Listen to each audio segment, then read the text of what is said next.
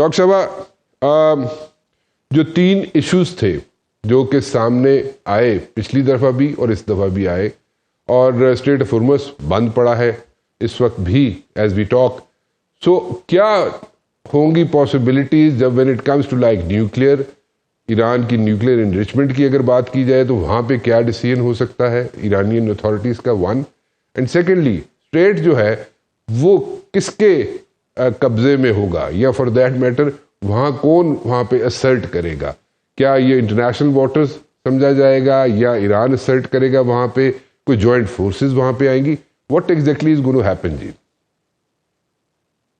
देखिए, जिस तरह स्ट्रेट ऑफ हॉर्मज़ ईरान के लिए शायद न्यूक्लियर वेपन से भी ज्यादा लीथल वेपन बन गया, और जिस तरह उसको वेपनाइज करके ईरान ने अपनी स्टेक्स हाई की, मुझे लगता है कि ईरान उसको टेबल पे जरूर रखेगा। अच्छा। और ईरान ने एक सबक सीख लिया है, और वो सबक ये है कि उसको आइंदा कभी इस पोजीशन में नहीं होना कि उसके साथ ये कुछ किया जाए, and it is going to take its pound of flesh from this table.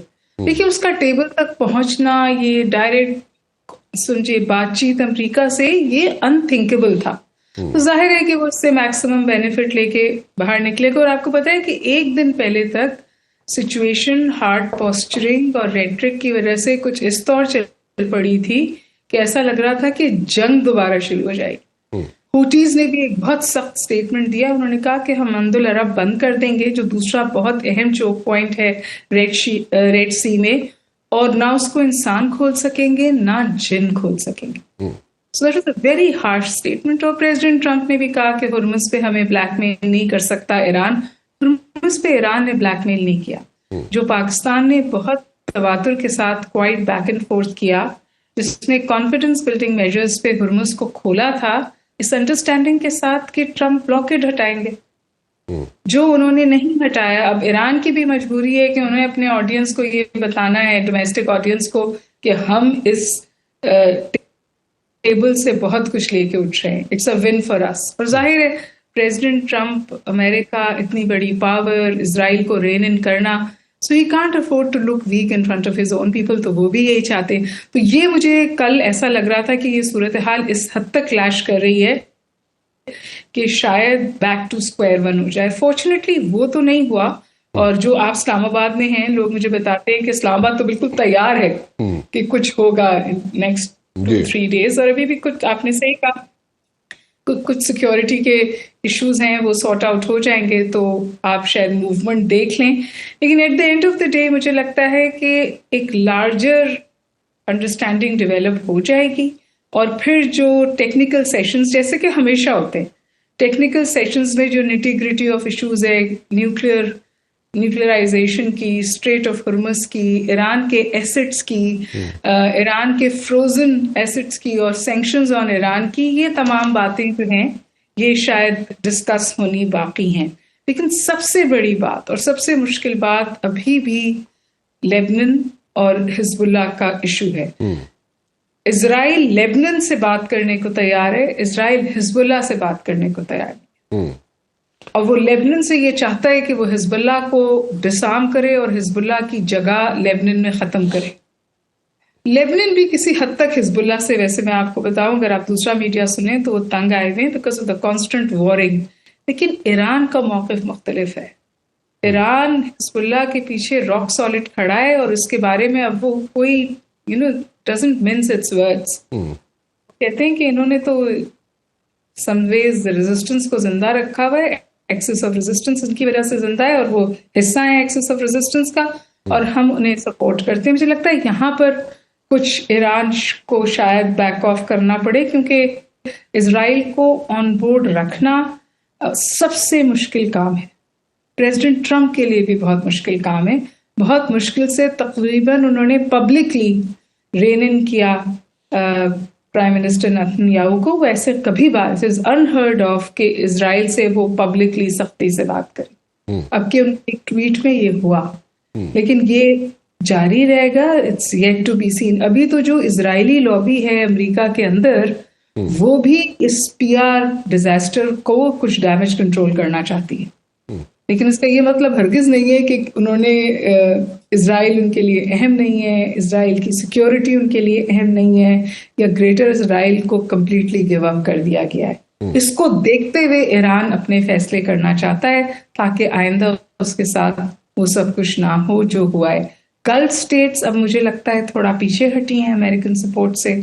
Saudi अरब 200% पीछे हटा है और सब ने कैटेगोरिकली कह ही दिया है कि अब हम अपने अड्डे ईरान से जंग के खिलाफ इस्तेमाल नहीं होने देंगे। This is a huge win for Iran, क्योंकि एक जो रिक्वेस्ट है वो ये भी है कि अमेरिकन बेसिस जो हैं उनको हटा दिया जाए उन स्टेट से जो ईरान को टारगेट करते हैं या ईरान को टारगेट करने में इस्तेमाल हुए।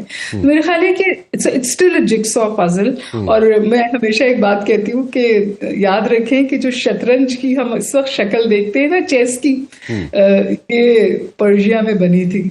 तो उनको तो खेलना शुरू ही चेकमेट करने के लिए करते हैं ना। देखते हैं कौन चेकमेट होता है। डॉक्टर साहब, उसको कायम कैसे रखा जा सकता है कि अंदर से आवाजें तो नहीं आनी शुरू हो जाएंगी, अंदर से उनको कोई प्रॉब्लम तो नहीं होगी ईरान को in the days to come? अब होगी नहीं, हो रही है।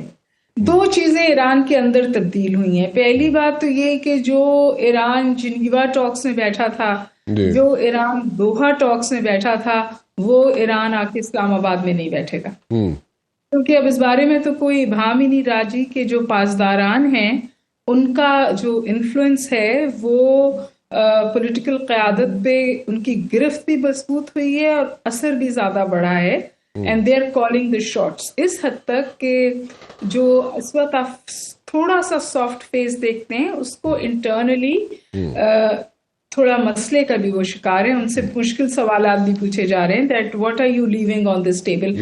लेकिन उस ज्यादा मेरा ख्याल है कि आपने एक अहम सवाल पूछा है और वो ये है कि ये जो प्रॉक्सी नेटवर्क ईरान ने बिल्ड किया हुआ था और इस प्रॉक्सी नेटवर्क के तहत ही वो जंग को अपनी दहलीज से दूर रखता था जी। और मुझे याद है back in the day I was at in Bahrain, Manama dialogue था। ईरान इनवाइटेड नहीं था मनामा डायलॉग पे, वो मिडल ईस्ट की सिक्योरिटी पे होता है, लेकिन सिर्फ एक ही सवाल था मेज पर कि ये जो ईरान के प्रॉक्सीज हैं ये हमारे लिए कितने खतरनाक हैं।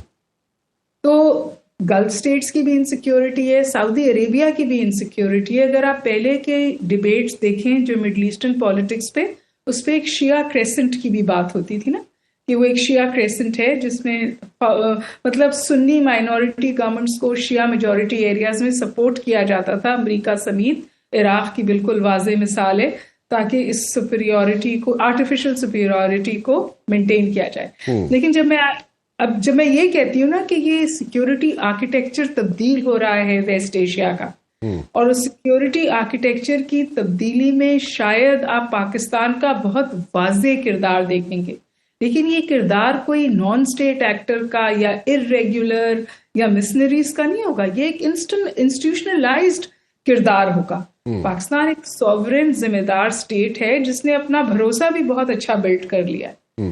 तो अगर उस सिक्योरिटी फ्रेमवर्क में मूव इन होती है कोई इस्लामाबाद या कोई एक ऐसी एंटिटी जिस पर गल्फ स्टेट्स और सऊदी अरब का भरोसा है, तो फिर इनकी जरूरत खत्म हो जाती है। ईरान की एक स्ट्रेटेजी थी जिसके तहत वो इनको पालता था और इनको जिंदा रखता था।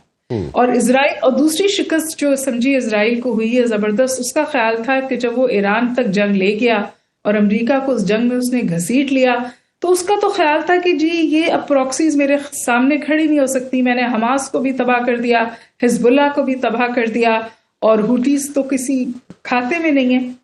इस वक्त as I speak to you, all sudden done, Hezbollah Lebanon से उनको जवाब दे रहा है और सख्त जवाब दे रहा है।